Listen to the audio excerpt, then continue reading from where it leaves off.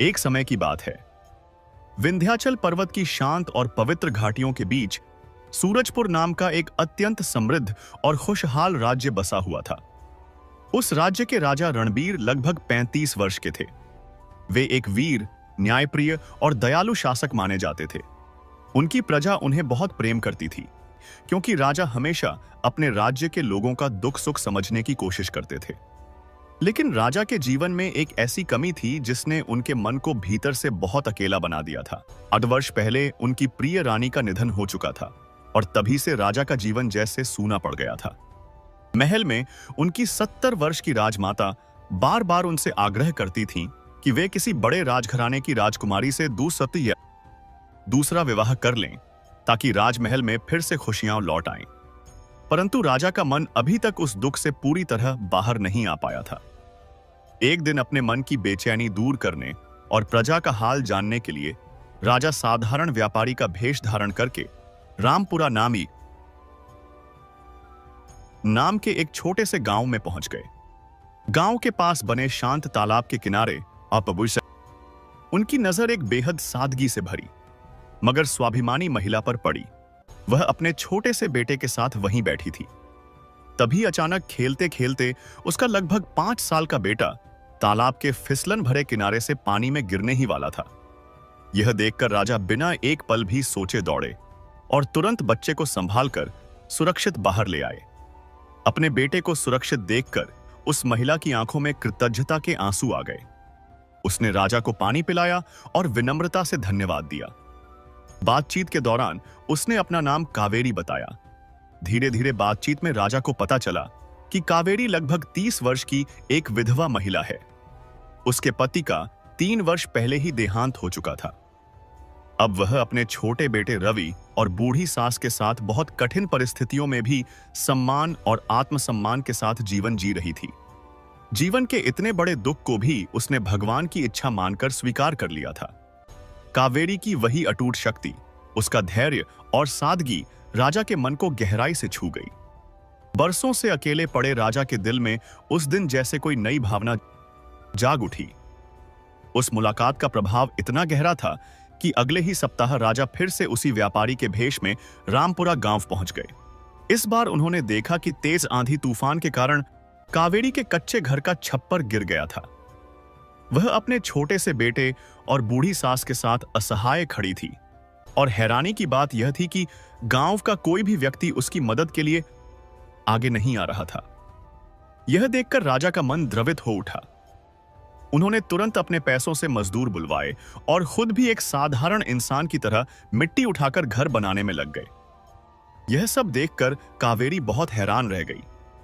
उसने संकोच से पूछा, आप एक अजनबी होकर भी मेरी इतनी मदद क्यों कर रहे हैं? तब उस व्यापारी के भेष में खड़े राजा रणबीर मुस्कुराकर बोले, कावेरी, अजनबी और अपने का फर्क तो इंसानों ने बनाया है, भगवान ने नहीं। यही वह पल था जब 2 अनजाने लोगों के बीच एक ऐसी कहानी की शुरुआत हुई जिसे आगे चलकर पूरा राज्य कभी भूल नहीं पाया। धीरे धीरे यह मेल जोल का सिलसिला आगे बढ़ने लगा। राजा रणबीर अब हर 2 या 3 हफ्ते में एक बार उस रामपुरा गांव में जरूर आते थे। वह कभी अपने साथ घर के लिए थोड़ा अनाज लेकर आते, तो कभी दादी अम्मा के लिए कोई जरूरी दवाई ले आते, और कभी कभी तो वह बस उन लोगों से बैठकर सुख दुख की बातें करने के लिए ही आ जाते थे। दादी अम्मा, जो शुरुआत में इस अजनबी व्यापारी को लेकर बहुत ज्यादा शंकित रहती थीं और उस पर शक करती थीं, वह भी अब धीरे धीरे इस भले आदमी पर पूरी तरह से भरोसा करने लगी थीं। और वह छोटा सा बच्चा रवि, वह तो राजा के साथ बहुत ही जल्दी हिल मिल गया था। जब भी राजा गांव आते तो रवि खुशी से चिल्लाता हुआ दौड़ता कि चाचा जी आ गए, चाचा जी आ गए। लेकिन कावेरी इन सब चीजों को लेकर बहुत ज्यादा सावधान रहती थी। वह इस दुनिया की कड़वी सच्चाई को बहुत अच्छी तरह से जानती थी। उसे पता था कि यह जालिम दुनिया एक अकेली और बेसहारा विधवा स्त्री को आसानी से जीने नहीं देती और तरह तरह की बातें बनाती है। लेकिन कावेरी यह भी महसूस कर रही थी कि इस आदमी में कुछ तो बात है जो दूसरों से बिल्कुल अलग है। इस आदमी के मन में कोई छल कपट नहीं था, कोई झूठा दिखावा नहीं था और न ही कोई बुरी नीयत थी। एक दिन शाम के समय राजा और कावेरी उसी पुराने नीम के पेड़ के नीचे बैठे हुए थे। कावेरी ने बात शुरू करते हुए पूछा कि तुम बार बार अपना काम छोड़कर इस गांव में आते हो, तो तुम अपना व्यापार फिर कब करते हो? राजा उसकी बात सुनकर जोर से हंस पड़े और बोले कि व्यापार तो जीवन भर चलता ही रहेगा, उसकी कोई चिंता नहीं है। कावेरी ने फिर पूछा कि तुम्हारे घर में, तुम्हारे परिवार में और कौन कौन है? राजा ने कहा कि घर में मेरी मां है।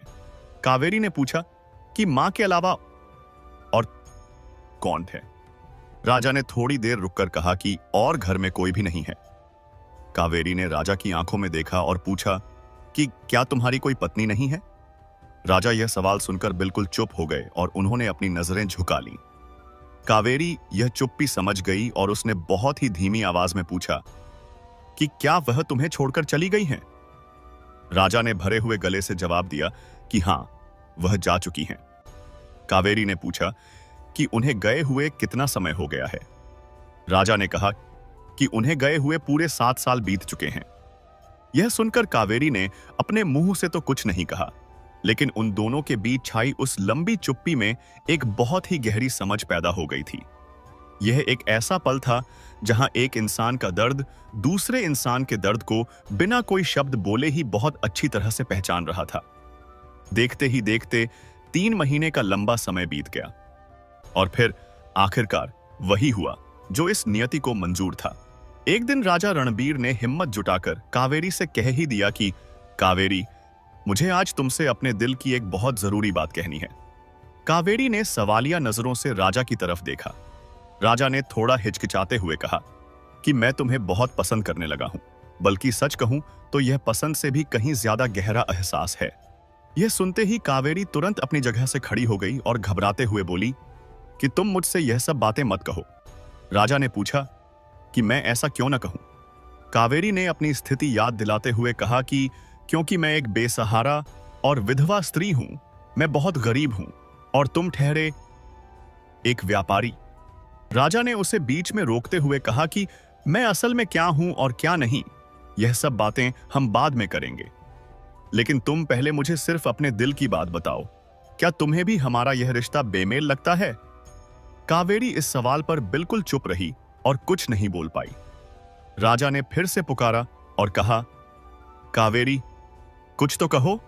कावेरी ने बहुत ही दुखी मन से कहा कि इस कठोर दुनिया में एक विधवा स्त्री के लिए यह सब सोचना और करना बिल्कुल भी आसान नहीं होता।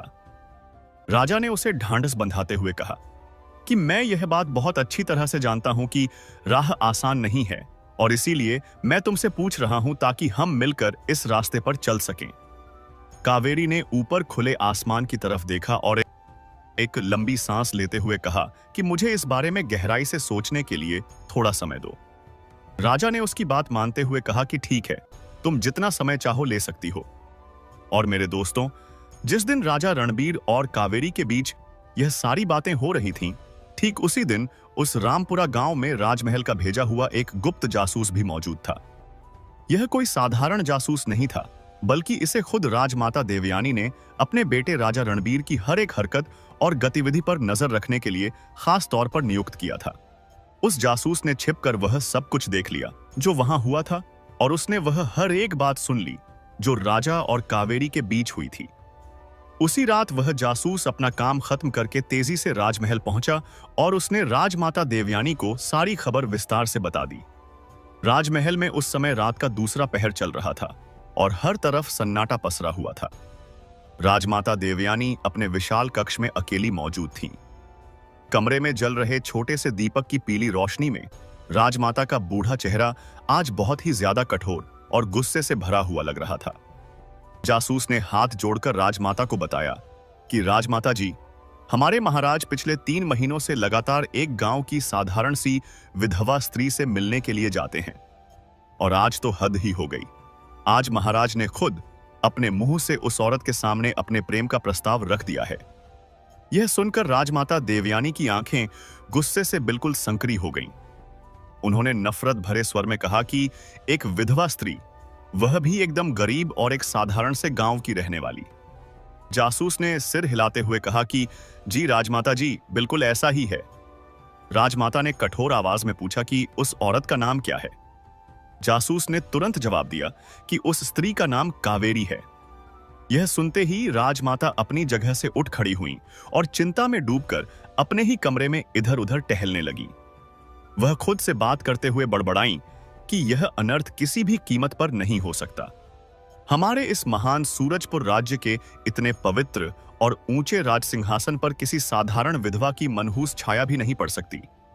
यह सिर्फ मेरे बेटे का मामला नहीं है, यह हमारे पूरे राज्य की मर्यादा और राजघराने के सम्मान का बहुत बड़ा प्रश्न है। जासूस ने डरते हुए पूछा कि तो अभी हमें आगे क्या करना होगा माताजी? राजमाता देवयानी ने कमरे की खिड़की से बाहर देखा, जहां रात का बहुत गहरा अंधेरा छाया हुआ था। उन्होंने एक बहुत ही खौफनाक फैसला लेते हुए कहा कि उस कावेरी नाम की स्त्री को हमारे बेटे की इस कहानी से हमेशा हमेशा के लिए बाहर निकालना होगा। अगले दिन सुबह होते ही सूरजपुर के राजदरबार में एक अजीब सा तनाव और हंगामा देखने को मिला। राजमाता देवयानी ने राज्य के सभी खास दरबारियों से इस विषय पर गुप्त रूप से बात की। राज्य के मंत्री चंद्रकांत, जो हमेशा से ही राजमाता का सबसे खास और विश्वास पात्र आदमी माना जाता था, उसने राजमाता से कहा कि हमें महाराज रणबीर को प्यार से समझाना होगा। राजमाता ने तुरंत उसकी बात काटते हुए कहा कि तुम महाराज को नहीं जानते, अब उन्हें सिर्फ बातों से समझाने से हमारा काम बिल्कुल नहीं चलेगा। मंत्री ने उलझन में पड़कर पूछा कि तो फिर हमें क्या करना चाहिए? राजमाता ने अपनी साजिश का खुलासा करते हुए कहा कि हमें उस स्त्री को महाराज के रास्ते से खुद ही हटाना होगा। उसी दिन शाम के समय जब राजा रणबीर अपना भेष बदलकर वापस महल में लौटे, तो उनकी मां राजमाता देवयानी ने उन्हें तुरंत अपने कक्ष में मिलने के लिए बुलाया।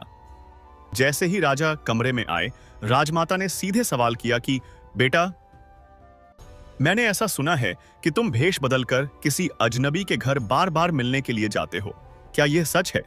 राजा ने अपनी मां की आंखों में सीधा देखते हुए पूछा कि आपको यह सब बातें कैसे पता चली?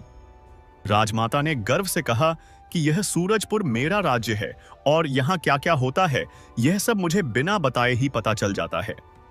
उन्होंने राजा को डांटते हुए कहा कि वह औरत एक बेसहारा विधवा है, उसके पास धन दौलत के नाम पर भयंकर गरीबी है और तुम इस इतने बड़े राज्य के एक महान राजा हो।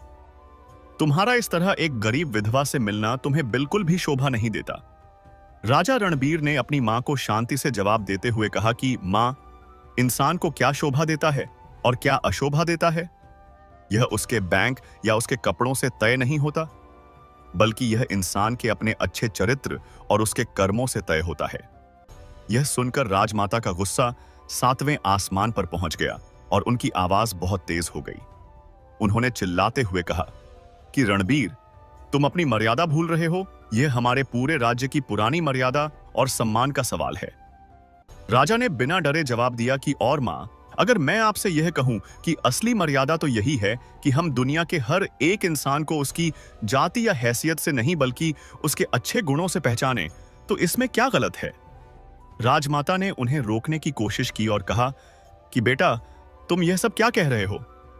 राजा ने बात खत्म करते हुए कहा कि मां, मैंने अभी तक अपने जीवन का कोई पक्का फैसला नहीं लिया है, लेकिन आप इतना जान लीजिए कि जब भी मैं कोई फैसला लूंगा तो सबसे पहले आकर आपको ही बताऊंगा। इतना कहकर राजा वहां से चले गए। राजमाता देवयानी वहीं खड़ी की खड़ी रह गईं और गुस्से से उनके दोनों हाथों की मुट्ठियां कसकर बंध गईं। और मेरे दोस्तों, उसी भयानक रात को राजमाता देवयानी ने अपने मन में एक बहुत ही कठोर और खौफ का वह फैसला इतना बुरा था कि वह इस पूरी कहानी की सबसे काली और डरावनी रात बन गया। कभी कभी जीवन में ऐसा होता है कि जो लोग हमसे दुनिया में सबसे ज्यादा प्रेम करने का दावा करते हैं, जाने अनजाने में वही लोग हमारे लिए दुनिया का सबसे बड़ा खतरा बन जाते हैं। राजमाता देवयानी को अपने बेटे रणबीर से बहुत ज्यादा प्रेम था, इस बात में कोई भी शक नहीं है। लेकिन उनके उस प्रेम के अंदर उनके राजघराने का बहुत बड़ा अहंकार भी मिला हुआ था। और जब भी किसी के सच्चे प्रेम में अहंकार का जहर मिल जाता है, तो फिर वह भावना प्रेम नहीं रह जाती, बल्कि वह सामने वाले पर अपना पूरा नियंत्रण बनाने की जिद बन जाती है। और राजमाता के उसी घमंड और नियंत्रण की बहुत बड़ी कीमत एक बिल्कुल निर्दोष स्त्री कावेरी को चुकानी पड़ी। वह फाल्गुन महीने की अमावस्या की काली रात थी। रामपुरा गांव में हर तरफ घना अंधेरा छाया हुआ था, क्योंकि आसमान में चांद बिल्कुल भी नहीं था। उस रात सिर्फ दूर आसमान में टिमटिमाते हुए तारे ही थे, जो इस सारे अन्याय को चुपचाप देख रहे थे। कावेरी अपने दिन भर के काम से थक कर गहरी नींद में सो चुकी थी। उसके पास ही उसका छोटा बेटा रवि भी सो रहा था और दूसरे कोने में दादी अम्मा भी आराम कर रही थी। रात के दूसरे पहर में जब नींद सबसे ज्यादा गहरी होती है, तभी कावेरी के मिट्टी वाले घर के बाहर कुछ रहस्यमयी परछाइयां मंडराने लगी। वे 3 हट्टे कट्टे आदमी थे, जिन्होंने सिर से पैर तक काले कपड़े पहने हुए थे और अपने चेहरों को काले कपड़े से पूरी तरह से ढका हुआ था। उन्होंने बिना कोई आवाज किए बहुत ही चुपके से कावेरी के घर का कमजोर दरवाजा खोला और अंदर घुस गए। उन्होंने गहरी नींद में सोई हुई कावेरी को जबरदस्ती और बहुत ही बेरहमी से उसके बिस्तर से उठा लिया। अचानक हुए इस हमले से कावेरी की नींद खुल गई और वह बुरी तरह घबराकर जोर से चिल्लाई। लेकिन उनमें से एक आदमी ने तुरंत उसके मुंह पर अपना कठोर हाथ रख दिया और फुसफुसाते हुए बोला कि चुपचाप रहो, वरना अच्छा नहीं होगा। उन्होंने तुरंत कावेरी के मुंह में एक मोटा कपड़ा ठूंस दिया और उसकी दोनों बाहों को कसकर पकड़ लिया। कावेरी के चिल्लाने की आवाज सुनकर दादी अम्मा की भी नींद खुल गई। वह घबराहट में आवाज लगाने लगी कि कावेरी, ओ कावेरी बेटी, क्या हुआ? लेकिन जब तक वह बेचारी बूढ़ी औरत अपनी जगह से उठकर बाहर आती, तक वे खूंखार आदमी कावेरी को घर से बाहर अंधेरे में घसीट चुके थे। घर से कुछ दूरी पर एक बंद घोड़ा गाड़ी खड़ी हुई थी। उन आदमियों ने कावेरी को धक्का देकर उस गाड़ी के अंदर फेंक दिया और गाड़ी उस भयानक अंधेरे में तेजी से दौड़ पड़ी। दादी अम्मा किसी तरह लड़खड़ाते हुए घर के दरवाजे तक आईं और उन्होंने रात के अंधेरे में जोर जोर से आवाज लगाई। लेकिन वहां सिर्फ सन्नाटा था। रात का गहरा अंधेरा था और दूर दूर तक कोई भी दिखाई नहीं दे रहा था। वह घोड़ा गाड़ी बिना रुके कई घंटों तक लगातार चलती रही। अंदर बैठी कावेरी का दिल डर और घबराहट के मारे बहुत तेजी से धड़क रहा था। वह बाहर का कुछ भी नहीं देख पा रही थी, क्योंकि उन आदमियों ने उसकी आंखों पर भी एक बहुत ही मोटी पट्टी बांध दी थी। लेकिन इन सब के बावजूद उसका दिमाग लगातार काम कर रहा था और उसका मन किसी भी तरह वहां से भागने की तरकीबें सोच रहा था। उसने अपने मुंह से कपड़ा खिसकाकर उन आदमियों से बात करने की कोशिश की और पूछा कि आखिर तुम लोग कौन हो और मैंने तुम्हारा क्या बिगाड़ा है? मैंने क्या गलती की है? लेकिन उसे उन आदमियों की तरफ से कोई भी जवाब नहीं मिला। कावेरी ने फिर से हिम्मत करके कहा कि कम से कम मुझे इतना तो बता दो कि तुम लोग मुझे इस तरह जबरदस्ती कहां लेकर जा रहे हो। तभी उनमें से एक आदमी की बहुत ही कर्कश आवाज आई और उसने डांटते हुए कहा कि ज्यादा बकवास मत कर और चुपचाप बैठी रह। लेकिन कावेरी बहुत समझदार थी। उसने उस आदमी की आवाज और उसके बोलने के तरीके पर बहुत ध्यान दिया। उस आदमी के शब्दों के उच्चारण में एक अजीब सी बात छिपी हुई थी। वह एक ऐसा उच्चारण था जो गांव के साधारण लोग नहीं करते थे, बल्कि वह राजमहल के पढ़े लिखे सैनिकों वाला उच्चारण था। तभी कावेरी को उन आदमियों के पैरों में पहने हुए जूतों और उनकी सधी हुई चाल की याद आई।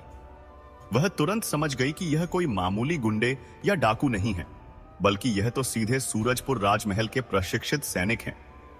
यह विचार आते ही कावेरी के मन में ढेरों सवाल उठने लगे। उसने सोचा कि आखिर राजमहल के सैनिक उसे क्यों अगवा करेंगे? क्या वह व्यापारी जो खुद को साधारण इंसान बताता था, क्या वह असल में कोई और है और उसी ने यह सब करवाया है? जब सुबह होने में थोड़ा ही समय बाकी था, तब वह घोड़ा गाड़ी अचानक एक जगह पर जाकर रुक गई। उन सैनिकों ने कावेरी की आंखों पर बंधी हुई मोटी पट्टी को खोल दिया। जैसे ही कावेरी ने अपनी आंखें खोली, तो उसने देखा कि उसके चारों तरफ सिर्फ और सिर्फ एक बहुत ही घना और भयानक जंगल है। यह जंगल इतना ज्यादा घना था और इसके पेड़ इतने ऊंचे थे कि उनके पत्तों के बीच से ऊपर का खुला आसमान भी ठीक से दिखाई नहीं दे रहा था। एक सैनिक ने कठोर आवाज में आदेश दिया कि चलो अब यहां से नीचे उतरो।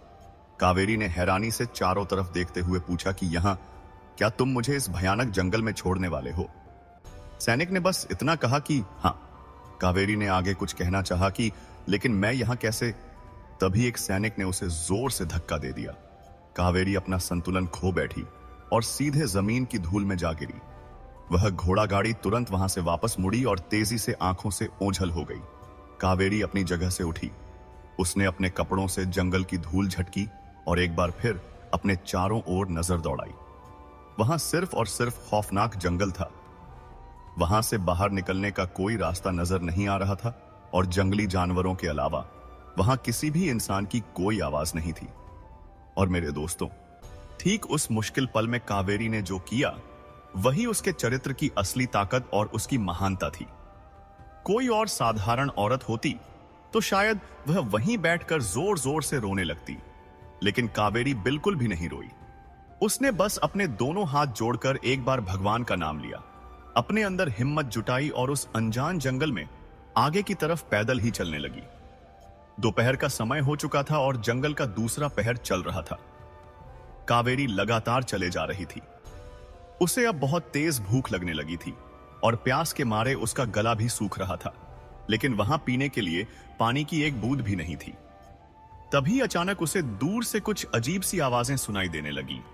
ये आवाजें घोड़ों के दौड़ने की टापों की थीं, जो धीरे धीरे उसके करीब आ रही थीं।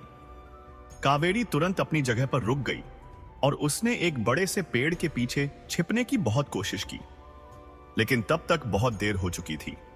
कुछ हथियारबंद घुड़सवार बहुत ही तेजी से वहां आ पहुंचे और उनकी नजर कावेरी पर पड़ गई। वे घुड़सवार कावेरी के पास आकर रुक गए। कावेरी ने उन्हें ध्यान से देखा तो उसे समझ आ गया कि वे खूंखार डाकू थे। उन सभी डाकुओं के चेहरों पर पुरानी लड़ाइयों के कई गहरे घाव और निशान बने हुए थे। उनके हाथों में नंगी और चमकती हुई बड़ी बड़ी तलवारें थीं, लेकिन उनमें एक और चीज थी जो उन्हें राजमहल के सैनिकों से अलग बनाती थी, और वह था उनका जंगलीपन और उनका खुरदरा व्यवहार। उन सभी डाकुओं का एक सरदार भी था जिसका नाम भीम सिंह था। भीम सिंह का शरीर बहुत ही भारी भरकम और डरावना था। उसकी आंखें बहुत गहरी थीं और उसके चेहरे पर तलवार की चोट का एक बहुत ही पुराना निशान था। वह अपने बड़े से घोड़े से नीचे उतरा और उसने कावेरी को बहुत ही गौर से देखा। उसने अपनी भारी आवाज में पूछा कि एक औरत इस भयानक जंगल में बिल्कुल अकेली क्या कर रही है? क्या तू कहीं से भागकर यहां आई है? कावेरी ने बिना डरे सीधा जवाब दिया कि नहीं, मैं कहीं से भागी नहीं हूं। भीम सिंह ने पूछा कि तो फिर तू यहां कैसे पहुंची? कावेरी ने कहा कि मुझे जबरदस्ती यहां लाकर छोड़ दिया गया है।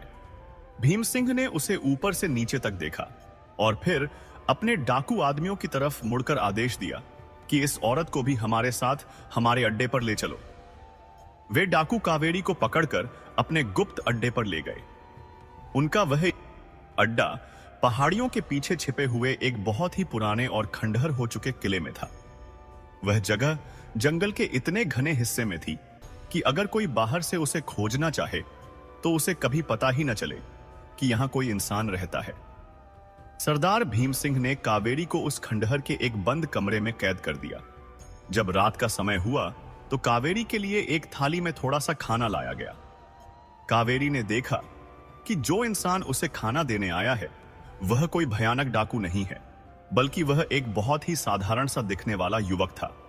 उस युवक की उम्र ज्यादा से ज्यादा 22 या 23 साल रही होगी। वह शरीर से काफी पतला था। उसकी आंखें काली थीं, लेकिन सबसे बड़ी बात यह थी कि उसकी आंखों में बाकी डाकुओं जैसी कोई क्रूरता या बुराई नजर नहीं आ रही थी। उसके चेहरे पर एक अजीब सी और गहरी उदासी छाई हुई थी। उस युवक ने कावेरी को बहुत ही ध्यान से देखा और फिर वह अचानक अपनी जगह पर रुक गया। उसने बहुत ही धीरे से कांपती हुई आवाज में कावेरी से पूछा कि क्या तुम्हारा नाम कावेरी है? कावेरी यह सुनकर बुरी तरह चौंक गई। उसने हैरानी से पूछा कि हां, मेरा नाम कावेरी ही है, लेकिन तुम मेरा नाम कैसे जानते हो? उस युवक ने डरते हुए अपने आसपास देखा कि कहीं कोई और तो नहीं सुन रहा, और फिर थोड़ा झुककर बहुत ही धीमी आवाज में बोला कि क्या तुम रामपुरा गांव की रहने वाली हो? कावेरी ने कहा कि हां, मैं वहीं की हूं। उस युवक ने अपनी पुरानी यादों में खोते हुए कहा कि आज से 5 साल पहले की बात है। तुम्हारे रामपुरा गांव में एक बहुत ही गरीब और बीमार औरत आई थी। तुमने अपने हाथों से पीसकर उस बीमार अजनबी औरत को कुछ जड़ी बूटियां दी थीं। तुम्हारी उन जड़ी बूटियों की वजह से वह अजनबी औरत मरने से बच गई थी, और वह औरत जो बच गई थी वह मेरी अपनी मां थी।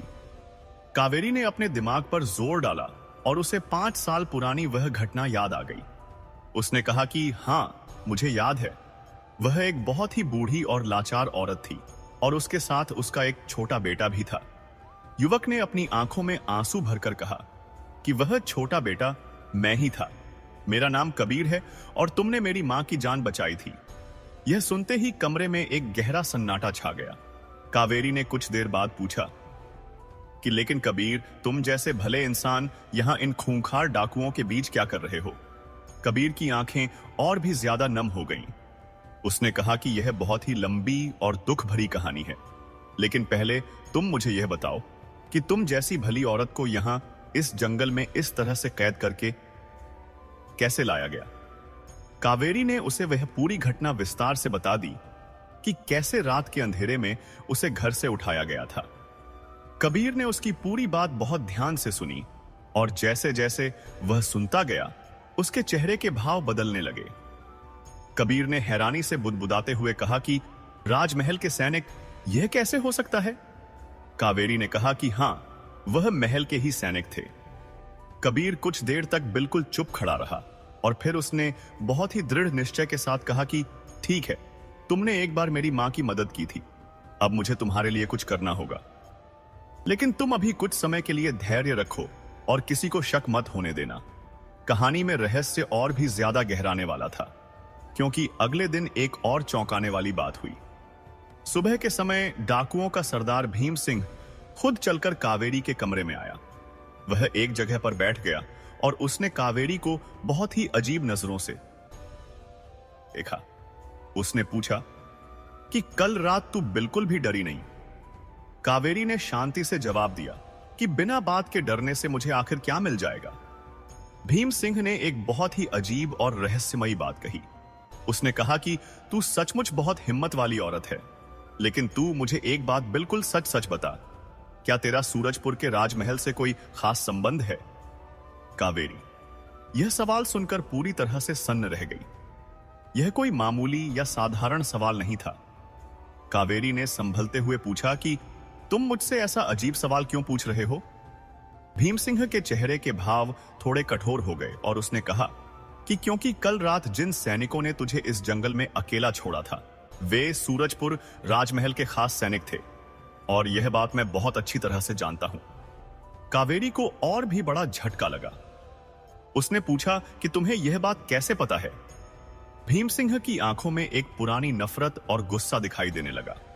उसने कहा कि मैं उन शाही सैनिकों की वेशभूषा और उनके काम करने के तरीके को बहुत अच्छी तरह से पहचानता हूं, और सिर्फ इतना ही नहीं, मैं यह भी जानता हूं कि इस पूरे खेल के पीछे किसका बड़ा हाथ है।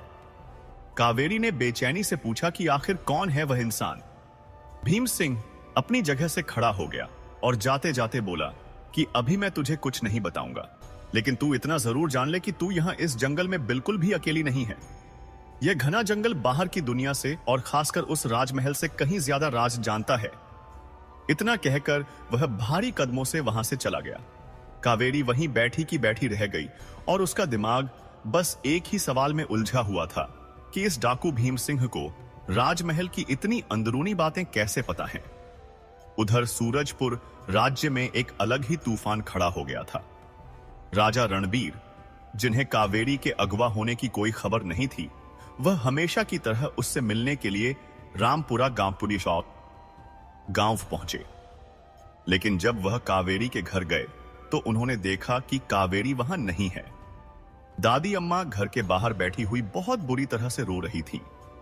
राजा ने घबराकर पूछा तो दादी अम्मा ने रोते हुए बताया कि बीती रात को काले कपड़े पहने हुए कोई 3 खूंखार आदमी घर में घुसे थे और वह हमारी कावेरी को जबरदस्ती उठाकर अपने साथ ले गए हैं।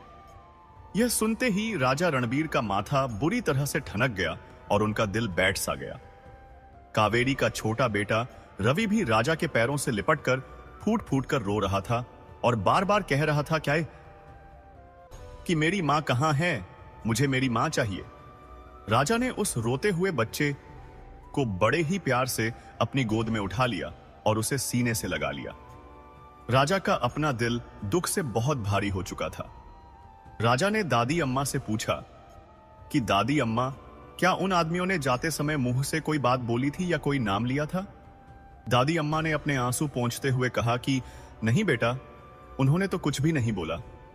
लेकिन दादी अम्मा थोड़ा रुक गईं। फिर उन्होंने बहुत ही धीमी आवाज में कहा कि लेकिन बेटा, जब वह जा रहे थे तो मैंने उनके पैरों में पहने हुए जूतों को बहुत ध्यान से देखा था। वैसे मजबूत और खास तरह के जूते हमारे इस साधारण गांव में कोई भी नहीं पहनता। राजा ने तुरंत पूछा कि तो फिर वह जूते कैसे थे? दादी अम्मा ने बताया कि वह बिल्कुल वैसे ही जूते थे जैसे राजमहल के सिपाही पहना करते हैं।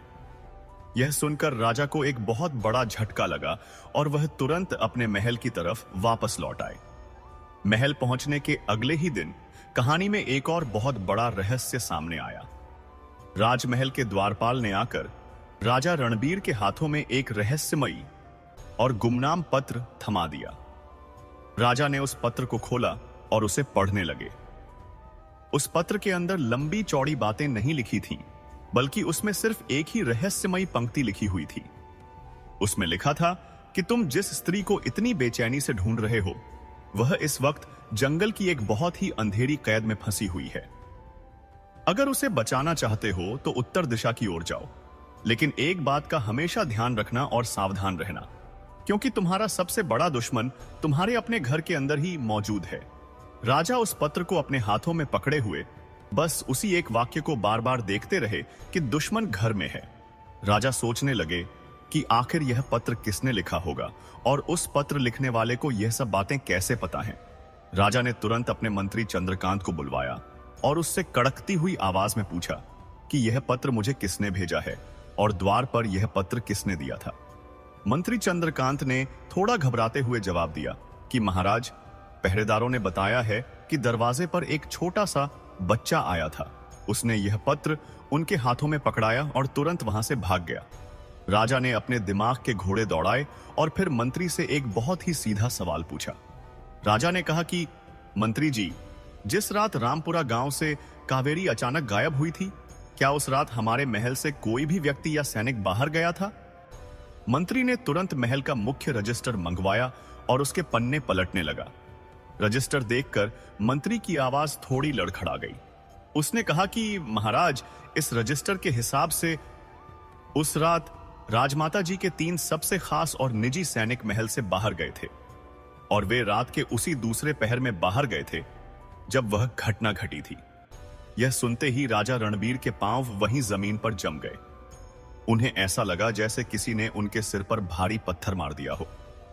उनकी अपनी मां के खास सैनिक वही रात का समय, कावेरी का अचानक गायब होना और दादी अम्मा का महल वाले जूतों का जिक्र करना। जब राजा ने अपने दिमाग में इन सारी कड़ियों को एक साथ जोड़ा तो उनके सामने जो भयानक तस्वीर बनकर तैयार हुई वह एक बेटे के लिए बर्दाश्त करने से बिल्कुल बाहर थी। लेकिन राजा रणबीर बहुत ही समझदार थे। उन्होंने गुस्से में आकर तुरंत कोई भी प्रतिक्रिया नहीं दी।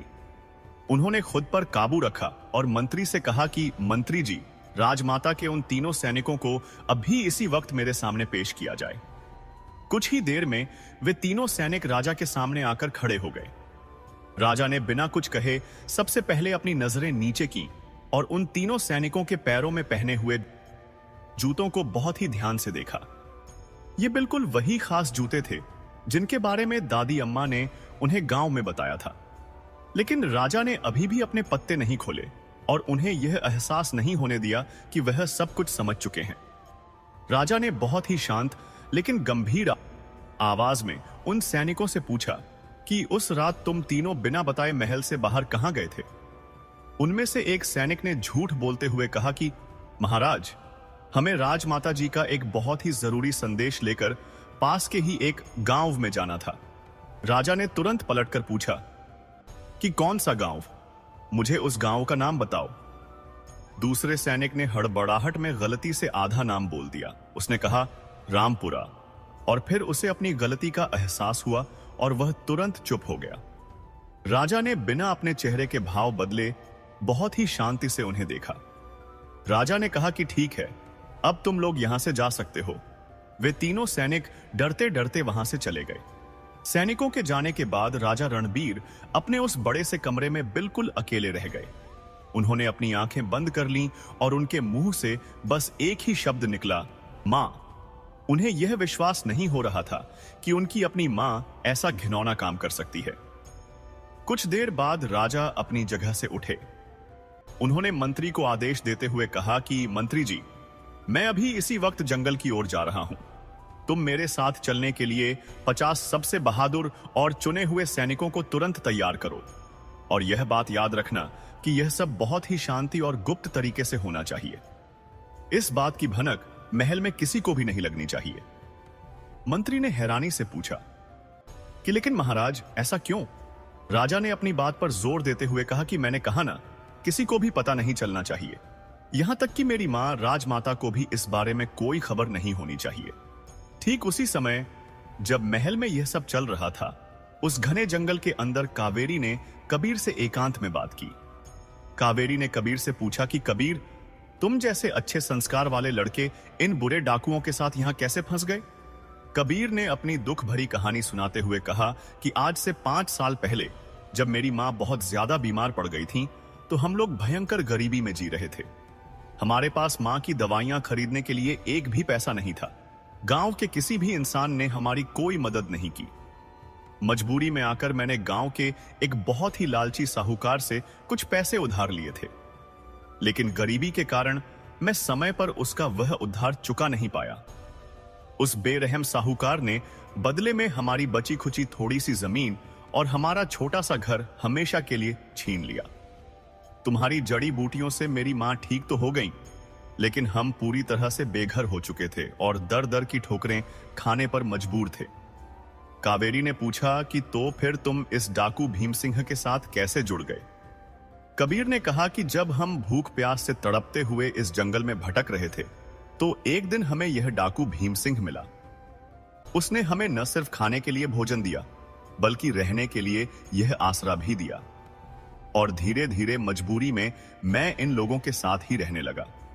कावेरी ने कबीर को समझाते हुए कहा कि लेकिन कबीर, तुम अंदर से इन डाकुओं जैसे बिल्कुल भी नहीं हो। तुम्हारा दिल बहुत साफ है। कबीर की आंखें फिर से छलक आईं। उसने कहा कि मेरा मन भी यह बुरे काम करने को बिल्कुल नहीं मानता, लेकिन मैं क्या करूं? मैं कहां जाऊं? मेरी मां अब इस दुनिया में नहीं रही और इस पूरी दुनिया में मेरा अपना कहने वाला अब कोई भी नहीं बचा है। कावेरी ने बहुत ही पक्के इरादे के साथ कहा कि कबीर, जो काम गलत है वह हमेशा गलत ही होता है। इंसान चाहे कितनी भी बड़ी मजबूरी में क्यों न हो, गलत काम कभी सही नहीं बन सकता। कबीर ने सिर झुकाकर कहा कि मैं यह बात बहुत अच्छी तरह से जानता हूं। कावेरी ने उसे प्रेरित करते हुए कहा कि अगर तुम जानते हो तो अपने इस बुरे जीवन को बदलो। कबीर ने लाचारी से पूछा कि लेकिन मैं इसे कैसे बदल सकता हूं? कावेरी ने कहा कि बदलाव लाने के लिए तुम्हें बस अपना पहला कदम उठाना होगा।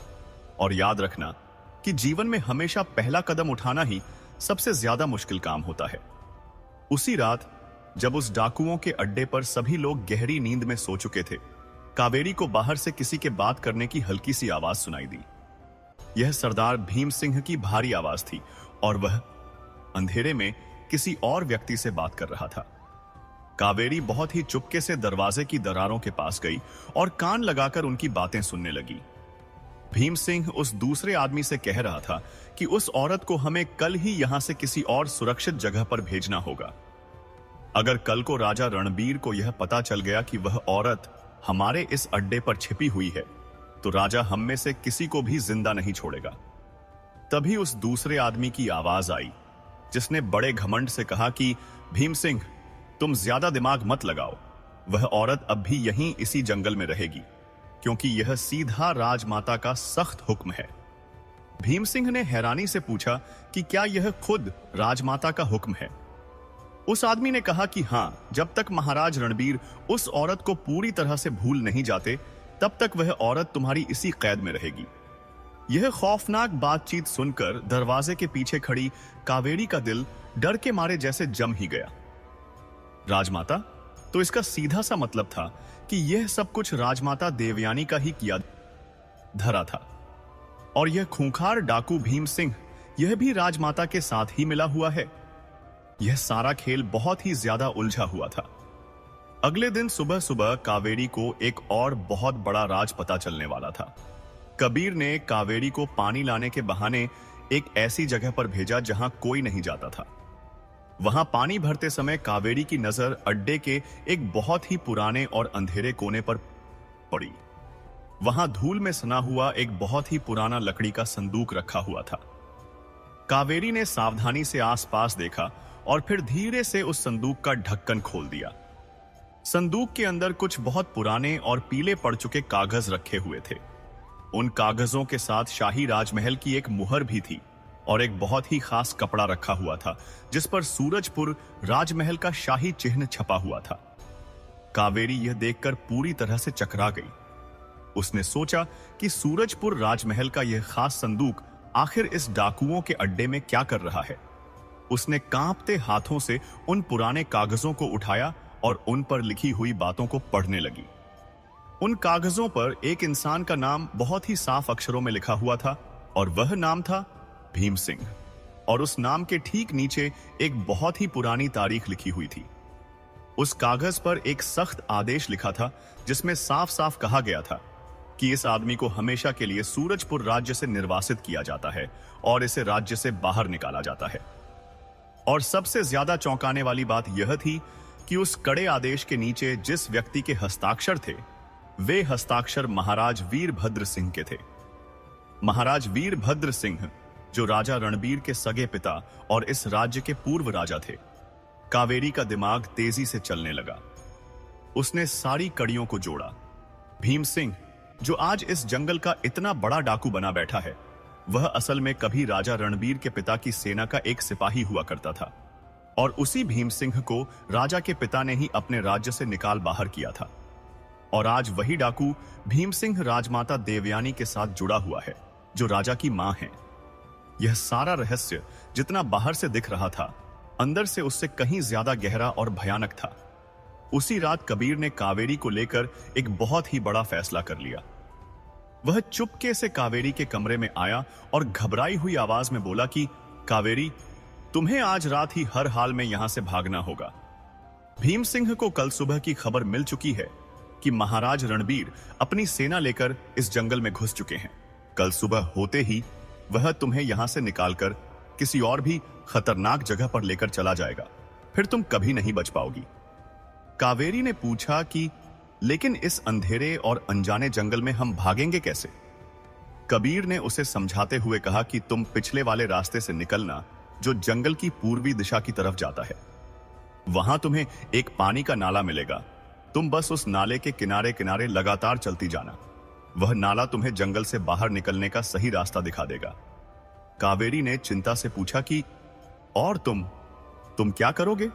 क्या तुम मेरे साथ नहीं चलोगे? कबीर ने दृढ़ता से कहा कि नहीं, मैं अभी यहीं रुकूंगा। कावेरी ने पूछा कि लेकिन क्यों? कबीर ने जवाब दिया कि अगर मैं भी तुम्हारे साथ यहां से भागा तो उन डाकुओं को तुरंत शक हो जाएगा और वे घोड़ों पर सवार होकर तुम्हारा पीछा करेंगे। मैं यहीं रहकर उन्हें उलझाए रखूंगा ताकि तुम्हें भागने के लिए थोड़ा ज्यादा समय मिल सके।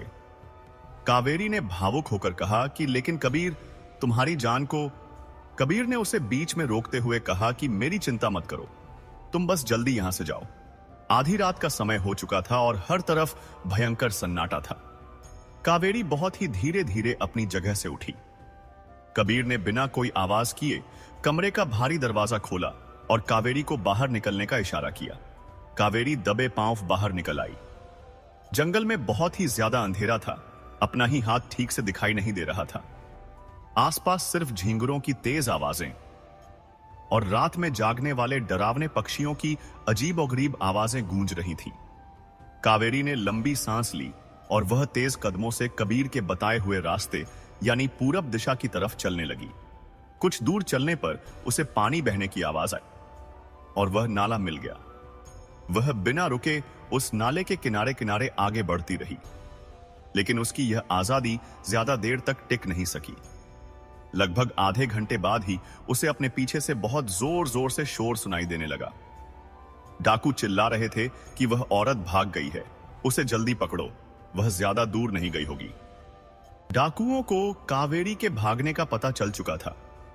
देखते ही देखते जंगल में आग की मशालें जल उठीं और घोड़ों के तेज दौड़ने की टापें सुनाई देने लगी। कावेरी बुरी तरह से घबरा गई और उसने अपनी पूरी ताकत लगाकर दौड़ना शुरू कर दिया। लेकिन रात के भयंकर अंधेरे में उस ऊबड़ खाबड़ जंगल में दौड़ना बिल्कुल भी आसान काम नहीं था। रास्ते में बड़े बड़े पत्थर थे, पेड़ों की मोटी जड़ें फैली हुई थीं और चारों तरफ नुकीले कांटे बिखरे हुए थे। अचानक कावेरी का पांव एक जड़ में फंसकर मुड़ गया और वह जोर से जमीन पर गिर पड़ी। उसे बहुत दर्द हुआ, लेकिन वह जान बचाने के लिए फिर से उठी और लंगड़ाते हुए दौड़ने लगी। डाकुओं की जलती हुई मशालें अब उसके बहुत ही ज्यादा करीब आ चुकी थीं। कावेरी ने हार मानकर ऊपर देखा और कहा कि हे भगवान, अब तू ही मेरी रक्षा कर। और मेरे दोस्तों, ठीक उसी पल एक बहुत बड़ा चमत्कार हुआ। दूसरी दिशा से घोड़ों के दौड़ने की बहुत ही तेज और भारी आवाजें आने लगी और उसी के साथ एक बहुत ही कड़क और जानी पहचानी आवाज जंगल में गूंज उठी। किसी ने जोर से चिल्लाकर कहा कि सूरजपुर के बहादुर सैनिकों, आगे बढ़ो और इन्हें घेर लो। हां दोस्तों, यह आवाज किसी और की नहीं बल्कि राजा रणबीर की थी। वह अपनी सेना लेकर ठीक सही समय पर वहां पहुंच चुके थे। दोनों तरफ के लोग आमने सामने आ गए और मशालों की रोशनी आपस में टकराने लगी। एक तरफ खूंखार डाकुओं का बड़ा दल था और दूसरी तरफ राजा रणबीर के पूरी तरह से प्रशिक्षित और हथियारबंद सैनिक थे। और उन दोनों के बिल्कुल बीच में बेचारी कावेरी खड़ी हुई थी। राजा की नजर जैसे ही कावेरी पर पड़ी, उनका दिल जैसे एक पल के लिए रुक सा गया। दोनों की आंखें आपस में मिली। राजा अपने घोड़े से तेजी से नीचे उतरे और दौड़ते हुए सीधे कावेरी के पास जा पहुंचे। उन्होंने कावेरी से बहुत ही प्यार से पूछा कि कावेरी, तुम ठीक तो हो ना? कावेरी डर और ठंड के मारे बहुत बुरी तरह से कांप रही थी, लेकिन फिर भी वह मजबूती से अपने पैरों पर खड़ी थी। उसने हां में सिर हिलाया। राजा ने उसे सहारा देते हुए उसके दोनों कंधे थाम लिए और बड़े ही भरोसे के साथ कहा कि अब तुम्हें किसी से डरने की जरूरत नहीं है। अब मैं यहां आ गया हूं और तुम्हें कुछ नहीं होने दूंगा। और फिर वहां एक भयंकर संघर्ष और लड़ाई शुरू हो गई। डाकू और राजमहल के सैनिक एक दूसरे के आमने सामने खड़े थे। सरदार भीम सिंह अपनी बड़ी सी तलवार लेकर सबसे आगे खड़ा था और तभी कहानी का एक और सबसे बड़ा और चौंकाने वाला मोड़ सामने आया। राजा रणबीर और डाकू भीम सिंह एक दूसरे के बिल्कुल आमने सामने आ गए। भीम सिंह ने जैसे ही राजा का चेहरा देखा, वह पूरी तरह से सन्न रह गया और उसके हाथ से तलवार छूटते छूटते बची। उसने राजा की तरफ उंगली उठाते हुए पूछा कि क्या तुम राजा रणबीर हो? राजा ने कड़क आवाज में जवाब दिया कि हां, मैं ही सूरजपुर का राजा रणबीर हूं। भीम सिंह ने एक बार फिर पूछा कि क्या तुम महाराज वीरभद्र सिंह के सगे बेटे हो? राजा ने कहा कि हां। यह सुनते ही डाकू भीम सिंह के चेहरे पर नफरत, दुख और गुस्से के बहुत ही अजीब से भाव आ गए। उसने एक गहरी सांस ली और राजा से कहा कि तुम शायद मुझे नहीं जानते, लेकिन मैं तुम्हारे पिता महाराज वीरभद्र सिंह की शाही सेना का एक बहुत ही वफादार सिपाही हुआ करता था। मैंने पूरे 15 साल तक इस राज्य की पूरी ईमानदारी से सेवा की थी, लेकिन फिर एक दिन तुम्हारे उन्हीं पिता ने बिना मेरी किसी गलती के मुझे झूठे इल्जामों में फंसाकर हमेशा के लिए इस राज्य से निकाल दिया था। राजा रणबीर यह सुनकर पूरी तरह से चकरा गए। उन्होंने पूछा कि क्या तुम यह क्या बकवास कर रहे हो? भीम सिंह ने तड़पते हुए कहा कि मैं कोई झूठ नहीं बोल रहा हूं। मेरी जिंदगी बर्बाद कर दी गई थी। एक दिन मैंने राजमहल के अंदर कुछ ऐसा देख लिया था जो एक साधारण सिपाही को कभी नहीं देखना चाहिए था, और मेरे वह देखने के ठीक अगले ही दिन मुझ पर महल में चोरी करने का एक बहुत ही झूठा इल्जाम लगा दिया गया और मुझे हमेशा के लिए राज्य से निर्वासित कर दिया गया। राजा ने बहुत ही सोच समझकर और ध्यान से भीम सिंह की आंखों में देखा और पूछा कि तुमने उस रात महल में ऐसा क्या देख लिया था जिसके लिए तुम्हें इतनी बड़ी सजा दी गई? भीम सिंह एक पल के लिए रुका। उसने पुरानी बातों को याद किया और फिर एक बहुत ही बड़ा राज खोलते हुए कहा कि उस रात मैंने राजमहल के एक बहुत ही गुप्त कमरे में राजमाता देवयानी को कुछ ऐसे कागजात और दस्तावेज आग में जलाते हुए देखा था जो हमारे सूरजपुर राज्य के लिए बहुत अहम थे। यह सुनते ही पूरे जंगल में एक भयंकर सन्नाटा छा गया। दोनों तरफ के लड़ने वाले लोग अपने अपने हथियार नीचे करके पूरी तरह से रुक गए। राजा रणबीर का चेहरा इस सच को सुनकर जैसे पत्थर का बन गया था। उन्होंने धीमी आवाज में पूछा कि कैसे दस्तावेज जला रही थी मेरी मां। भीम सिंह ने कहा कि मुझे पूरी तरह से तो नहीं पता कि उन कागजों में क्या लिखा था, लेकिन जैसे ही मैंने उन्हें वह सब जलाते हुए देखा, उसके ठीक अगले दिन मुझे हमेशा के लिए देश निकाला दे दिया गया और मुझसे सख्त लहजे में कहा गया कि अगर मैंने कभी भी वापस राज्य की सीमा में कदम रखा तो मुझे सीधे फांसी पर लटका दिया जाएगा। राजा ने भीम सिंह की तरफ देखा। उन्हें समझ आ रहा था कि भीम सिंह जो भी कह रहा है उसमें सच्चाई है। राजा ने पूछा कि क्या यह सब बातें जो तुम कह रहे हो वह पूरी तरह सच हैं? भीम सिंह ने हताश होकर कहा कि अब भला मैं तुमसे झूठ क्यों बोलूंगा? अब तो तुम खुद अपनी पूरी सेना लेकर यहां आ चुके हो। तुम चाहो तो अभी मुझे यहीं मार सकते हो। राजा ने तुरंत अपने सैनिकों की तरफ हाथ का इशारा किया और आदेश दिया कि तुम सभी लोग अपने हथियार नीचे रख दो। सैनिकों ने राजा का आदेश मानते हुए अपनी तलवारें म्यान में रख ली। राजा ने फिर भीम सिंह की तरफ मुड़कर पूछा कि भीम सिंह, तुम मुझे सिर्फ इतना बताओ कि तुमने इस बेकसूर स्त्री कावेरी को यहां अपनी कैद में क्यों रखा हुआ था? भीम सिंह ने बिना कुछ छिपाए बिल्कुल सच सच बता दिया कि महाराज, मुझे यह सख्त आदेश सीधा राजमाता की तरफ से मिला था।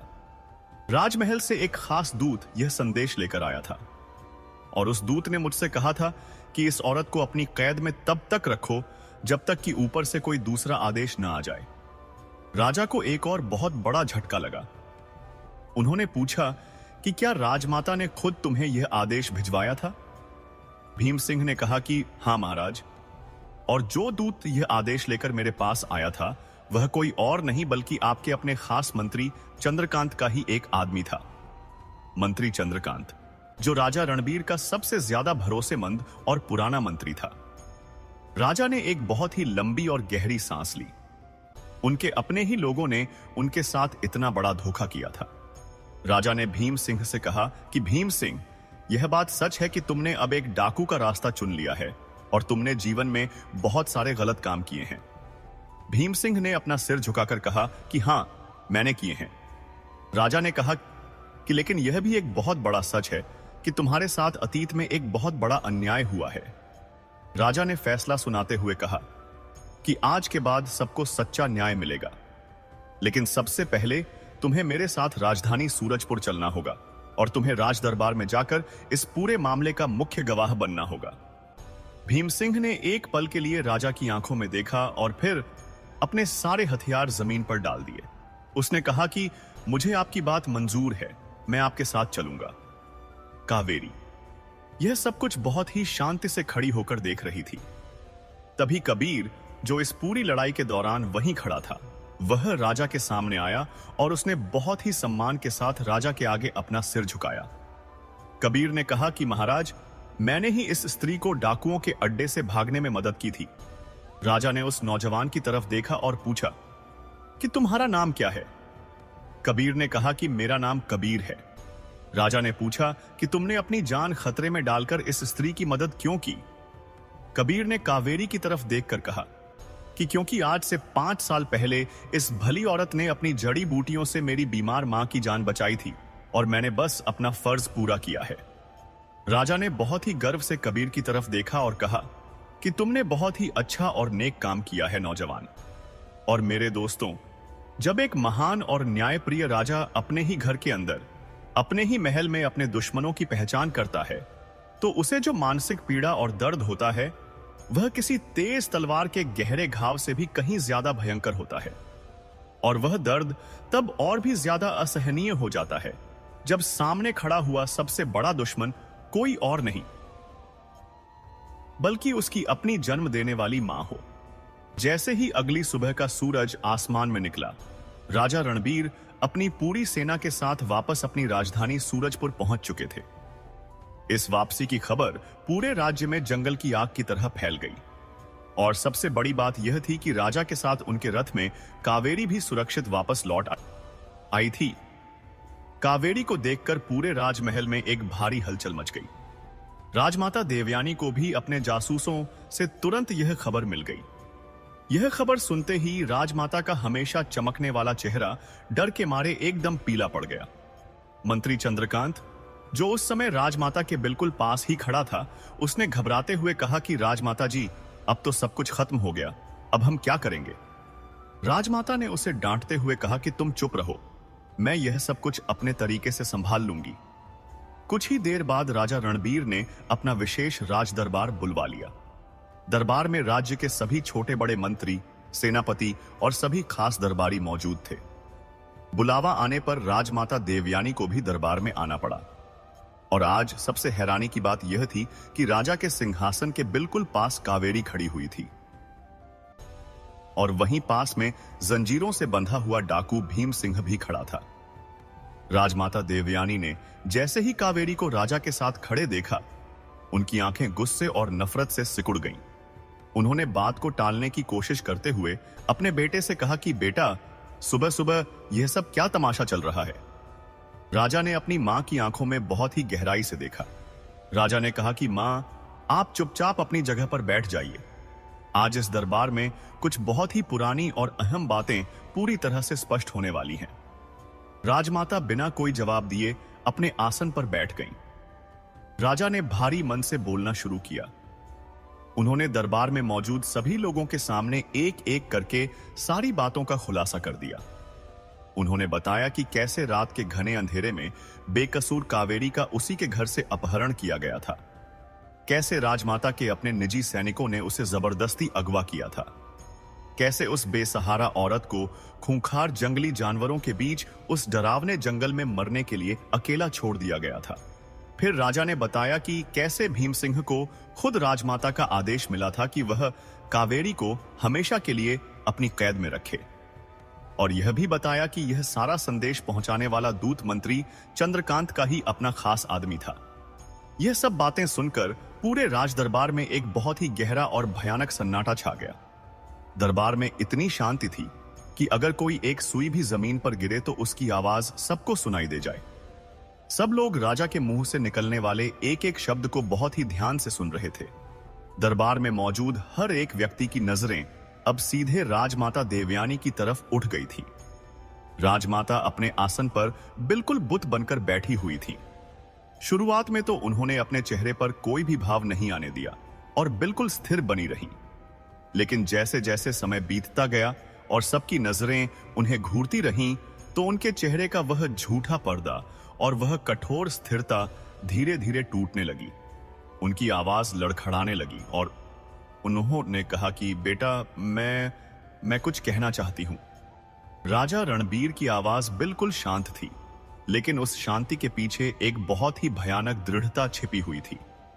राजा ने कहा कि मां, मुझे आज कोई कहानी नहीं सुननी है, मुझे आज सिर्फ और सिर्फ पूरा सच चाहिए। राजमाता ने घबराकर पूरे दरबार की तरफ देखा। सभी लोग सिर्फ और सिर्फ उन्हीं को देखे जा रहे थे। और फिर मेरे दोस्तों, उस पल वह घमंड से भरी हुई राजमाता पूरी तरह से टूटकर बिखर गईं। अपने पूरे 70 साल के जीवन में यह पहली बार था जब राजमाता देवयानी सबके सामने इतनी कमजोर पड़ी थी और इस तरह टूट गई थी। उनकी आवाज में एक अजीब सी कानपन थी और उन्होंने भारी मन से कहा कि हां, मैंने ही यह सब कुछ किया था। मैंने ही उन सैनिकों को वह खौफनाक आदेश दिया था। राजमाता के इतना कहते ही पूरे दरबार में एक साथ सभी लोगों ने हैरानी से एक लंबी सांस ली। लेकिन दोस्तों, कहानी का सबसे बड़ा और सबसे ज्यादा चौंकाने वाला मोड़ अभी आना बाकी था। राजमाता ने रोते हुए आगे कहा कि लेकिन बेटा, मैंने अतीत में सिर्फ यही एक गुनाह नहीं किया है। राजा ने चौंक कर अपनी मां की तरफ देखा। राजा ने पूछा कि इसके अलावा और क्या किया है आपने मां? राजमाता अपने आसन से धीरे से खड़ी हो गईं। उन्होंने एक बहुत ही लंबी सांस ली और अपने सीने में दबे हुए बरसों पुराने राज को बाहर निकालते हुए कहा कि यह भीम सिंह, जिसे तुम्हारे पिता महाराज वीरभद्र सिंह ने 15 साल पहले इस राज्य से हमेशा के लिए निकाल दिया था, वह आदमी बिल्कुल निर्दोष और बेकसूर था। यह बात सुनते ही पूरा राजदरबार जैसे किसी भूकंप से हिल गया। राजा ने अचंभित होकर पूछा कि क्या यह आप क्या कह रही हैं? राजमाता की आवाज अब बहुत भारी हो चुकी थी। उन्होंने कहा कि हां बेटा, वह रात जब इस भीम सिंह ने मुझे उस गुप्त कमरे में कुछ जरूरी कागजात और दस्तावेज आग में जलाते हुए देखा था, तो असल में वे राज्य के कोई दस्तावेज नहीं थे। वे तो कुछ बहुत ही खास पत्र थे। वे पत्र जो तुम्हारे अपने पिता ने एक दूसरी स्त्री को अपने हाथों से लिखे थे। पूरा दरबार इस राज को सुनकर स्तब्ध रह गया। राजमाता ने अपने आंसू पोंछते हुए कहा कि वह स्त्री जिसके नाम वे पत्र थे, वह किसी बड़े राजघराने की नहीं बल्कि एक बहुत ही गरीब घर की रहने वाली साधारण औरत थी। तुम्हारे पिता वीरभद्र सिंह उस गरीब औरत से बहुत ज्यादा प्रेम करते थे और वह मुझसे पूरी तरह छिपाकर उस औरत से दूसरा विवाह करना चाहते थे। वह उसे इस राजमहल में लाना चाहते थे। जब मुझे इस बात का पता चला तो मैं डर गई। मैंने डर और घमंड के कारण तुम्हारे पिता के लिखे हुए वे सारे प्रेम पत्र आग में जला दिए। और जब इस सिपाही भीम सिंह ने मुझे वह सब करते हुए देख लिया, तो मैंने इसे चुप कराने के लिए और अपना राज छिपाने के लिए इसे झूठे इल्जामों में फंसाकर हमेशा के लिए राज्य से बाहर फेंकवा दिया। दरबार में एक बार फिर से एक बहुत ही लंबी और डरावनी चुप्पी छा गई। राजमाता ने राजा के सामने हाथ जोड़ते हुए कहा कि बेटा, मैं बहुत गलत थी। मैं उस दिन भी बहुत ज्यादा गलत थी और मैं आज इस दिन भी बहुत बड़ी गुनहगार हूं। राजा रणबीर बहुत ही खामोशी से अपनी मां के मुंह से निकला हुआ एक एक शब्द सुन रहे थे। उन्होंने पहले बहुत ही दुखी मन से अपनी मां की तरफ देखा और फिर उनकी नजरें भीम सिंह की तरफ गईं। भीम सिंह की आंखें अपने साथ हुए इतने बड़े धोखे और अन्याय को सुनकर आंसुओं से पूरी तरह भर आई थी। भीम सिंह ने रोते हुए कहा कि मेरे पूरे 15 साल, मेरी जवानी के 15 साल मैंने एक डाकू बनकर उस खौफनाक जंगल में बिता दिए, और वह भी बिना मेरी किसी गलती के। राजमाता ने शर्म से सिर झुकाकर भीम सिंह की तरफ देखा और कहा कि मुझे इस जन्म में माफ कर दो भीम सिंह। लेकिन भीम सिंह ने कोई जवाब नहीं दिया और वह बिल्कुल चुप खड़ा रहा। इसके बाद राजा रणबीर अपने सिंहासन से खड़े हो गए। उन्होंने अपनी बुलंद आवाज में कहा कि आज इस सूरजपुर के दरबार में न्याय के 3 बहुत ही बड़े फैसले सुनाए जाएंगे। दरबार में मौजूद सभी लोग सांस रोककर राजा की बातें सुन रहे थे। राजा ने अपना पहला फैसला सुनाते हुए कहा कि मेरा पहला फैसला यह है कि मंत्री चंद्रकांत, जिसने राजमाता की इस घिनौनी साजिश में उनका पूरा पूरा साथ दिया है और अपने पद का गलत इस्तेमाल किया है, उसे आज और अभी इसी वक्त मंत्री के पद से हमेशा के लिए हटाया जाता है और उसे इस पूरे मामले की आगे होने वाली जांच में पूरा सहयोग करना होगा। इतना सुनते ही मंत्री चंद्रकांत ने अपना सिर शर्म से नीचे झुका लिया। राजा ने अपना दूसरा फैसला सुनाया और कहा कि मेरा दूसरा फैसला भीम सिंह के लिए है। भीम सिंह, जिसके साथ इस राजमहल ने बहुत बड़ा अन्याय किया है, उससे यह पूरा सूरजपुर राज्य आज सार्वजनिक रूप से क्षमा मांगता है। राज्य की तरफ से भीम सिंह के लिए उचित सम्मान और उसके रहने की पूरी व्यवस्था की जाएगी। और जहां तक उसके डाकू बनकर बिताए गए जीवन और उसके अपराधों की बात है, तो उसके लिए राज्य का न्यायालय उसकी पिछली परिस्थितियों को ध्यान में रखकर ही अपना कोई फैसला सुनाएगा।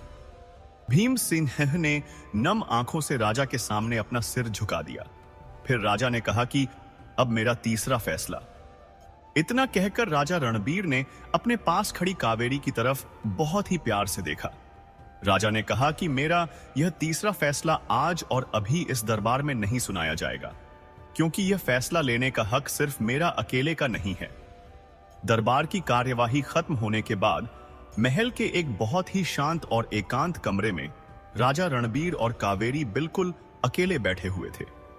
राजा ने कावेरी की आंखों में देखा और बहुत ही भावुक होकर कहा कि कावेरी, हो सके तो मुझे मेरी गलतियों के लिए माफ कर दो। कावेरी ने पूछा कि तुम किस बात के लिए मुझसे माफी मांग रहे हो? राजा ने कहा कि तुम्हारे साथ जो भी इतना बुरा बर्ताव हुआ है, वह सब मेरे इस महल की वजह से ही हुआ है, मेरी अपनी मां के कारण हुआ है। कावेरी ने उन्हें समझाते हुए कहा कि राजा साहब, इन सब में आपकी कोई गलती नहीं थी। राजा ने बीच में ही टोकते हुए कहा कि मुझे से राजा साहब मत कहो, मुझे रणबीर कहकर बुलाओ।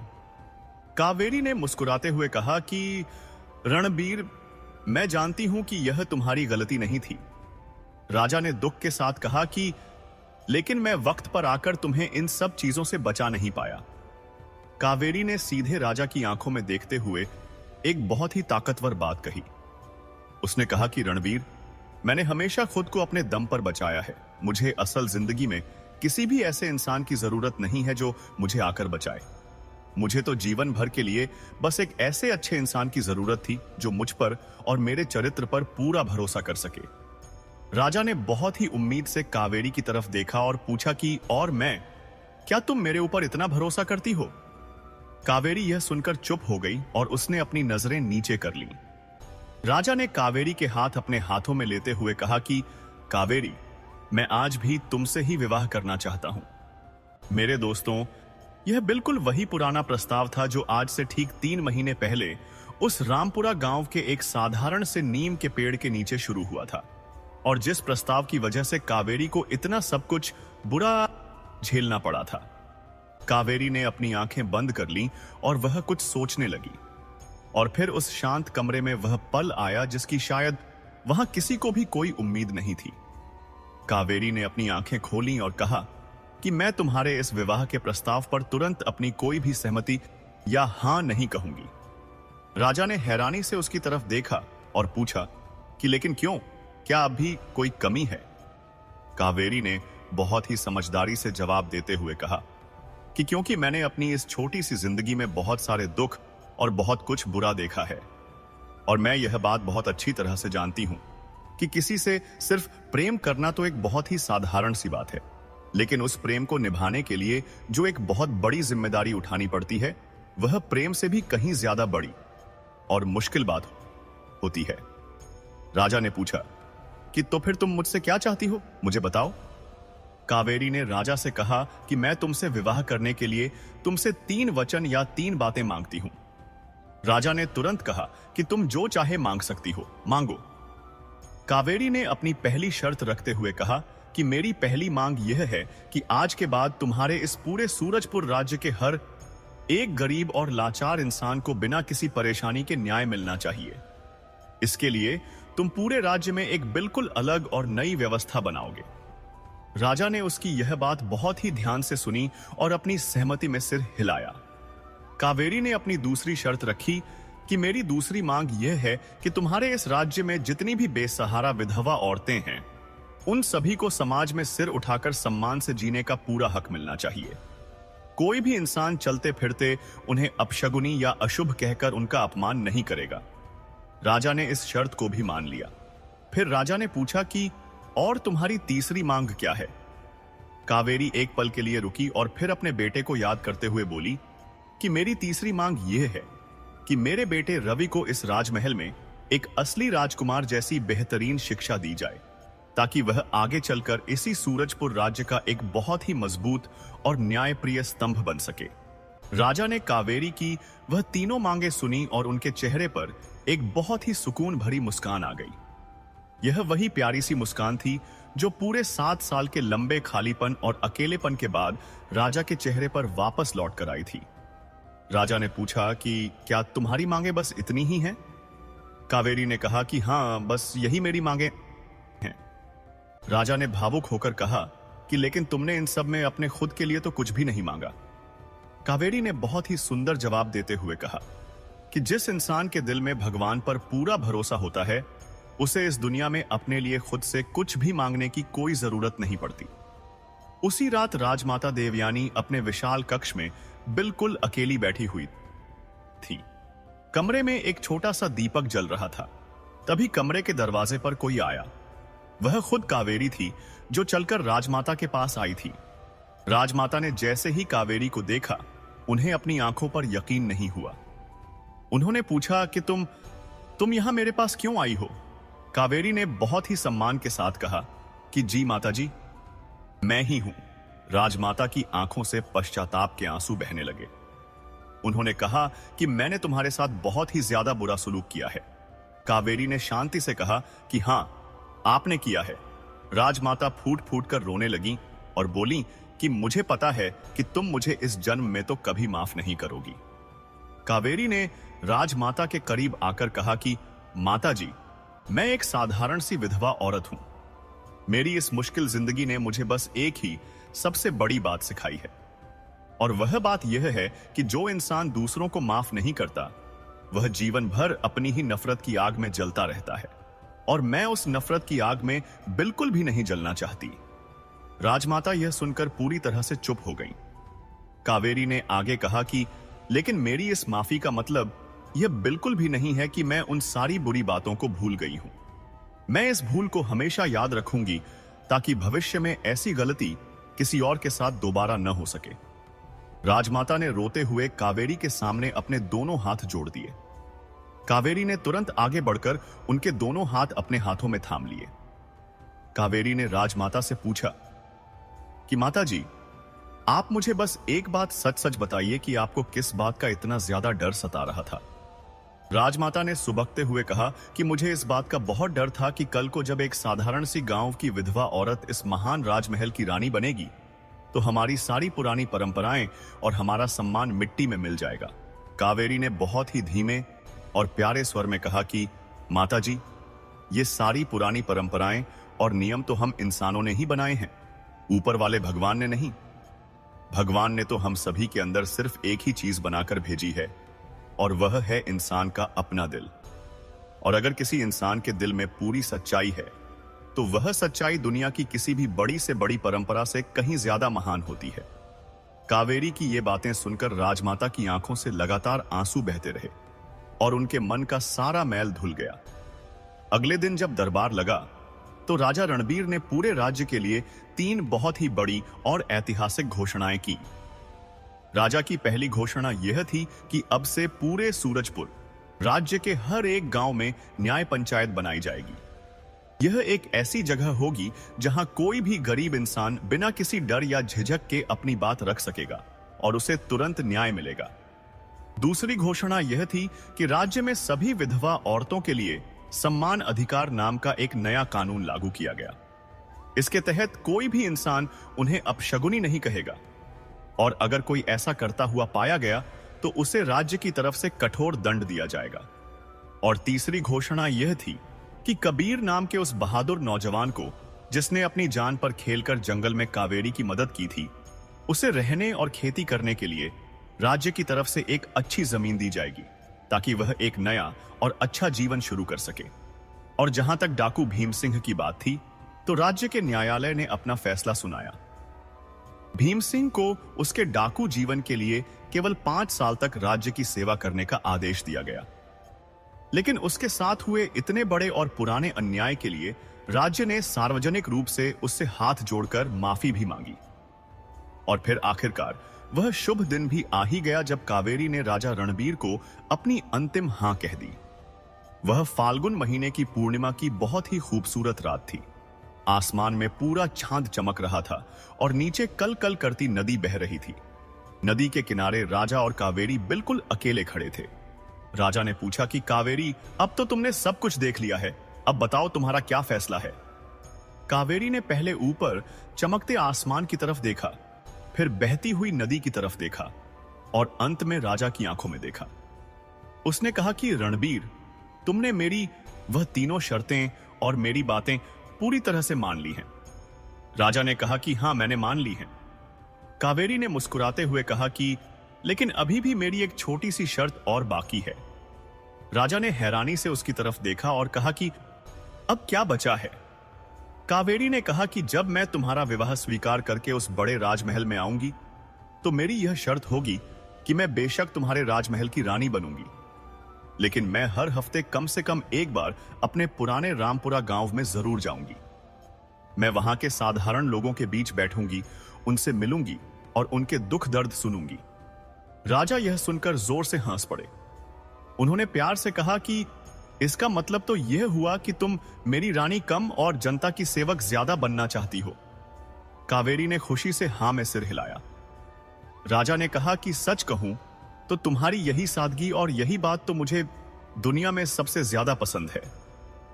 कावेरी ने प्यार से राजा की तरफ देखा और कहा कि ठीक है, अगर तुम्हें यह मंजूर है तो मैं भी तुम्हारे इस विवाह के प्रस्ताव को अपनी हां कहती हूं। और फिर ठीक उसी समय वह छोटा सा प्यारा बच्चा रवि, जो अब 5 साल का हो चुका था, वह खुशी से दौड़ता हुआ उन दोनों के पास आया। उसने अपनी मासूम आंखों से राजा को देखा और जोर से चिल्लाया कि चाचा जी।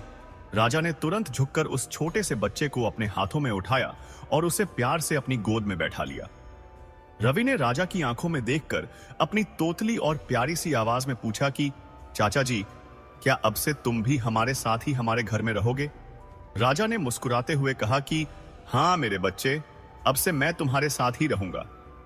रवि ने फिर पूछा कि क्या तुम हमेशा हमारे साथ रहोगे? राजा ने भावुक होकर कहा कि हां, हमेशा हमेशा के लिए। यह सुनते ही रवि ने खुशी से राजा के गले में अपनी छोटी छोटी बाहें डाल दी और उन्हें कसकर पकड़ लिया। और मेरे दोस्तों, उस एक छोटे से पल में जो भी घटित हुआ, वह कोई बहुत बड़ा राजसी या शाही समारोह नहीं था। वह तो बस एक टूटे हुए और बिखरे हुए परिवार का फिर से जुड़ना था। वह एक ऐसे अकेले राजा को अपना सच्चा घर मिलना था जो बरसों से भटक रहा था। और वह एक बेसहारा विधवा मां का अपना खोया हुआ पूरा सम्मान वापस पाना था। इस घटना के पूरे 1 साल बाद सूरजपुर राज्य की तस्वीर पूरी तरह से बदल चुकी थी। राज्य का कोना कोना खुशहाल हो गया था। अब वहां के हर एक छोटे गांव में न्याय पंचायत बैठती थी, जहां गरीबों की सुनवाई होती थी।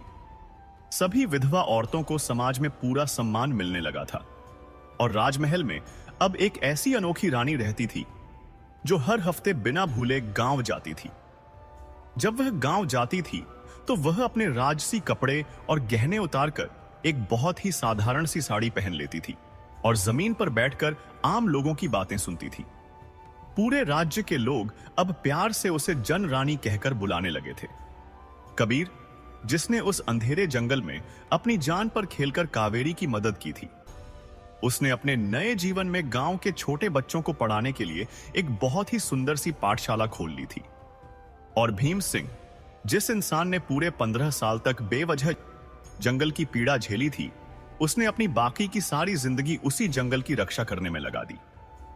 वह जंगल जो कभी उसका छिपने का ठिकाना हुआ करता था, अब वह उसी जंगल का सबसे बड़ा रक्षक बन गया था। और राजमाता देवयानी, उन्होंने अपने घमंड को छोड़कर राजमहल के एक छोटे से कमरे में अपने हाथों से एक मंदिर बना लिया था। वह हर रोज सुबह उठकर वहां जाती, भगवान के सामने एक छोटा सा दीपक जलाती और बस यही प्रार्थना करती कि हे भगवान, जो इतनी बड़ी गलती मैंने अपनी जिंदगी में की है, वह गलती मेरे बेटे रणबीर से जीवन में कभी ना हो। और रवि, वह छोटा सा बच्चा जिसने अपनी मां के साथ बचपन में ही इतने बड़े दुख और संघर्ष झेले थे, वह आगे चलकर बहुत पढ़ा लिखा। और एक दिन वही रवि सूरजपुर राज्य की उसी सबसे बड़ी न्याय पंचायत का प्रमुख मुखिया बना, जो कभी उसकी अपनी मां कावेरी के कहने पर बनाई गई थी। मेरे प्यारे दोस्तों, इस पूरी कहानी में मौजूद हर एक पात्र ने हमें जीवन की कोई न कोई बहुत बड़ी और अहम सीख जरूर दी है। कावेरी ने हमें यह सिखाया है कि इंसान का आत्मसम्मान कभी भी किसी दूसरे की दी हुई भीख या देन नहीं होता। आत्मसम्मान तो हमेशा इंसान के अपने भीतर से पैदा होता है। दुनिया की भयंकर से भयंकर गरीबी भी इंसान से उसका आत्मसम्मान नहीं छीन सकती। समाज का दिया हुआ विधवापन भी एक मजबूत औरत को कभी नहीं तोड़ सकता। और यहां तक कि एक खूंखार जंगल की अंधेरी कैद भी एक स्वाभिमानी इंसान को कभी झुका नहीं सकती। राजा रणबीर ने हमें यह सिखाया है कि दुनिया में सच्चा प्रेम वही होता है जो हमेशा सामने वाले इंसान की इच्छाओं और उसकी भावनाओं का पूरा सम्मान करे। सच्चा प्रेम बदले में सिर्फ और सिर्फ एक दूसरे का साथ मांगता है। वह कभी किसी से अपनी गुलामी या सेवा नहीं मांगता। राजमाता देवयानी ने हमें यह बड़ी सीख दी है कि जिंदगी में गलती करना तो इंसानी फितरत है और यह एक कमजोरी है, लेकिन समय रहते अपनी उस गलती को सबके सामने स्वीकार कर लेना, यह एक बहुत बड़ी महानता है। भले ही इंसान को सच के रास्ते पर आने में थोड़ी देर ही क्यों ना हो जाए, लेकिन अंत में सच का साथ देना बहुत ज्यादा जरूरी होता है। डाकू भीम सिंह ने हमें यह सिखाया है कि कई बार जीवन में न्याय मिलने में बहुत लंबी देर हो जाती है, लेकिन वह न्याय एक न एक दिन इंसान को जरूर मिलता है। भीम सिंह की पूरे 15 साल की वह पीड़ा आखिर एक दिन पूरी दुनिया के सामने आ ही गई और उसे न्याय मिला। कबीर ने हमें यह सिखाया है कि जब आप बिना किसी स्वार्थ के किसी बेबस इंसान के लिए कुछ अच्छा करते हैं, तो आपका वह किया हुआ अच्छा कर्म एक न एक दिन लौटकर आपके पास जरूर आता है। कावेरी ने बरसों पहले कबीर की बूढ़ी मां को बचाया था और उसी के फल स्वरूप कबीर ने संकट के समय कावेरी की जान बचाई। और मेरे दोस्तों, इस पूरी कहानी की सबसे बड़ी और महान सीख यह है कि जब कावेरी को राजा से कुछ मांगने का मौका मिला और उसने अपनी 3 शर्तें रखी, तो उसने उस मौके का फायदा उठाकर अपने लिए कोई धन दौलत या गहने नहीं मांगे। उसने तो बस गरीबों के लिए सच्चा न्याय मांगा। उसने समाज की बेसहारा विधवाओं के लिए सम्मान मांगा और अपने छोटे से बेटे के भविष्य के लिए अच्छी शिक्षा मांगी। और मेरे दोस्तों, असल जीवन में यही तो इंसान की सबसे असली महानता है।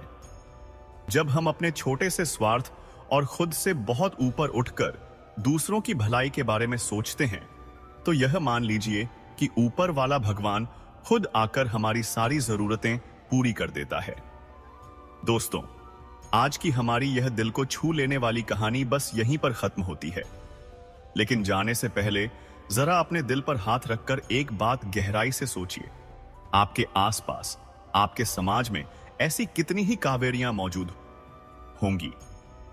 वह औरतें जो चुपचाप बिना किसी से कुछ कहे अपने जीवन का संघर्ष कर रही हैं, जिनके आत्मसम्मान और जिनकी हिम्मत को इस दुनिया ने हमेशा बहुत कम आंका है।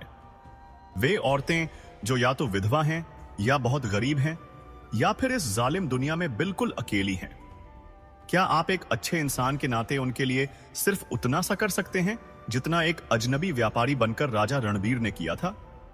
आपको कोई बहुत बड़ा काम नहीं करना है, बस एक छोटा सा काम करना है कि आप उन्हें भी एक सम्मानजनक इंसान की तरह देखें और उनकी इज्जत करें। यकीन मानिए दोस्तों, आपका बस इतना सा करना ही उनके लिए बहुत काफी होगा। हे भगवान, मेरी आपसे यही प्रार्थना है कि इस पूरे राज्य में, हमारे इस पूरे देश में और इस पूरी दुनिया में हर एक कावेरी जैसी स्त्री को उसका पूरा सम्मान मिले। समाज के हर एक लाचार और गरीब इंसान को उसका सच्चा न्याय मिले।